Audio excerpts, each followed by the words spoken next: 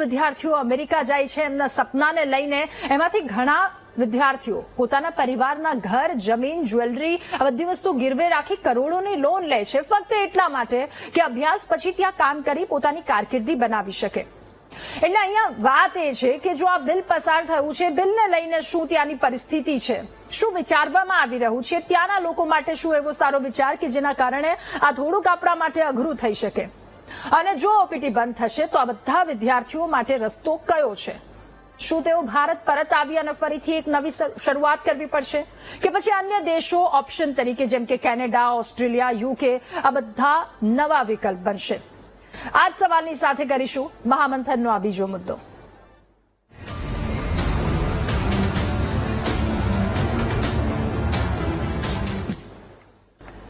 ત્યારે ગુજરાતીઓ માટે આ પરિસ્થિતિ શું છે અને આખું બિલ વાસ્તવમાં શું છે, પાછળની હકીકત, પાછળની વાસ્તવિકતા, ત્યાંના લોકો છે અત્યારે, ત્યાંના લોકોને શું એવી મુશ્કેલી થઈ રહી છે અથવા તો તેઓ આ મુદ્દે શું માની રહ્યા છે, તો આ તમામ સવાલોના જવાબ મેળવવાનો પ્રયત્ન કરીશું મહામંથનમાં. ગેસ્ટ પેનલમાં આજે આપણી સાથે ઇમિગ્રેશન એક્સપર્ટ પંકજભાઈ પટેલ આપણી સાથે જોડાયા છે. પંકજભાઈ, પહેલો સવાલ આપને પૂછવો છે, જે અત્યારની હાલની આ પરિસ્થિતિ છે કે આ બિલ એ વાસ્તવમાં કેટલી ગંભીરતાની સાથે ત્યાં લેવામાં આવી રહ્યું છે?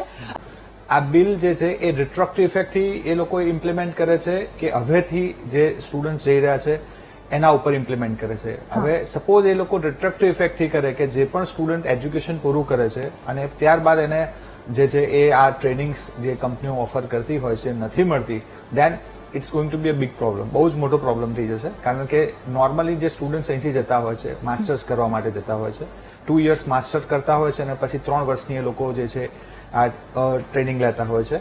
હવે સપોઝ 1 year થી 3 years નો એક ઓપ્શનલ એ લોકોને મળતો હોય છે. હવે આ જો બંધ થઈ જશે અને જે રિસન્ટ સપોઝ આપણે 5 થી 6 લાખ સ્ટુડન્ટ્સની વાત કરીએ અને જો ઇફેક્ટિવલી બંધ થઈ જાય તો એ ખૂબ મોટો પ્રોબ્લેમ થઈ જાય. કારણ કે ઓલ ઓફ સડન એજ્યુકેશન પૂરું કર્યા પછી જો લોકોને કોઈ કંપની ટ્રેનિંગ નથી આપતી, રાઈટ, તો એ કેસમાં એ લોકોને ત્યાં એમ્પ્લોયમેન્ટ એજ્યુકેશન પૂરું કર્યા પછી H1B કે બીજા કોઈ વિકલ્પ રહેતા જ નથી.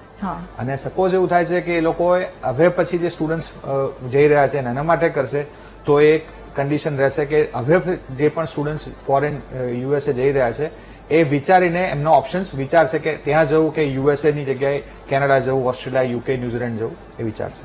ઓકે સર, તો આ નિર્ણય શા માટે લેવામાં આવ્યો છે કે ત્યાંના લોકોને નોકરીની તક આપવામાં આવે એ નિર્ણય છે, પરંતુ શું આ નિર્ણય પાછળ થોડુંક એમને અઘરું નહીં પડી શકે? કારણ કે માનવબળની વાત કરવામાં આવે, શ્રેષ્ઠ વિકલ્પો અથવા તો શ્રેષ્ઠ જે કામ આપી શકે છે એ ભારતના લોકો છે, તો ત્યાંના લોકો છે એમના માટે આ પરિસ્થિતિ, આ વિકલ્પ જે છે, આ વાત છે એ કેવી રહેશે?